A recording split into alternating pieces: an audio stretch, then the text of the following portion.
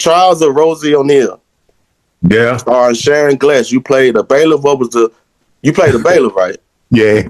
Okay, what was the most interesting part of playing a bailiff in a courtroom setting? Interested to me, that was my first movie that I had, the first TV show, first thing on screen that I ever got to speak words. I said, she's sitting down. Is ready. There's only two lines. No, that was it, man. That was it.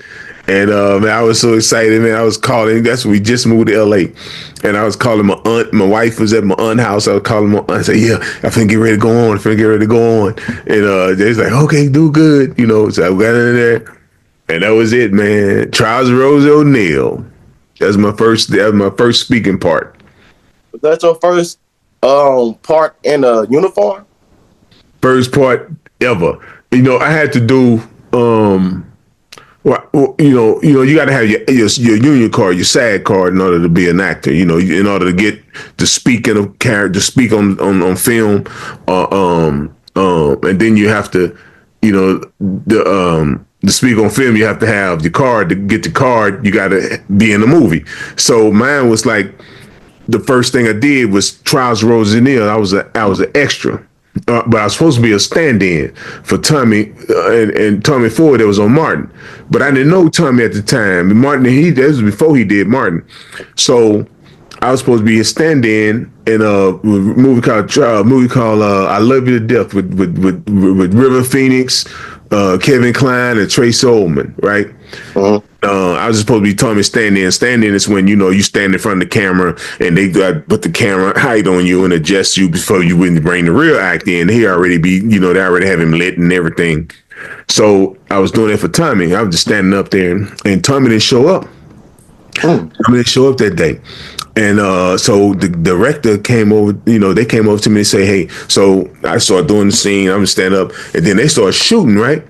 And they didn't say nothing. And I said, well, in order for me to get my union card, I have to speak.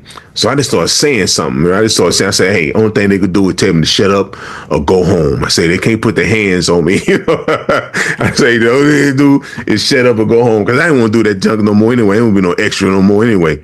So I started talking and talking. And next thing I know, man, they came over there and gave me a contract. They said, sign the contract. I signed the contract, got my union card, man, that day. And that's how I started. That's basically how I really was able to become an actor because of that movie. That really paved the way for me, man. And then find out later when I did Kid and Play, I know you're going to bring it up, Class Act. When I did that, I met Tommy. And me and Tommy was talking on set and stuff. Man, we was talking and just having fun. It was before Martin. We was talking and laughing. And I said, yeah, man, I got my union card because I did this movie one time. This actor's supposed to show up, and he didn't show up. And he was like, yeah, what movie, man? I said, movie called Love You to Death. He said, yeah. He said, I was supposed to be in that movie. I said, yeah. I said, you the dude that didn't show up? He said, yeah, I didn't show up, man, because I was doing Harlem Nights. I got a better part. And that's how I got my union card, because Tommy didn't show up for work that day, man. And I stood in for him. So you said every actor, how does the union card work? This is my first time hearing of this. Well, you have to get your union card. You have to be a union actor to work. So, and it's like a CATCH-22 situation, man. You have to be in a movie and speak lines in order for you to get your card. And in order for you to be in a movie and speak lines, you have to have your card. So sometimes, man, it's situations where you can just get your card, like somebody might put you in the movie just because you're good, and they like you enough to say, okay, yeah, well, you did it, you made it, and they'll give you, you could go to the Screen Actors Guild and say, I did this part right here, and you get your card that way.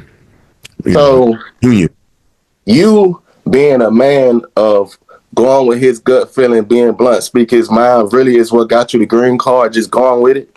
Yeah. Got me my union card, my SAG card, Screen Actors Guild. And because, like I say, the only thing they could do is tell me to shut up or go home. I could deal with that.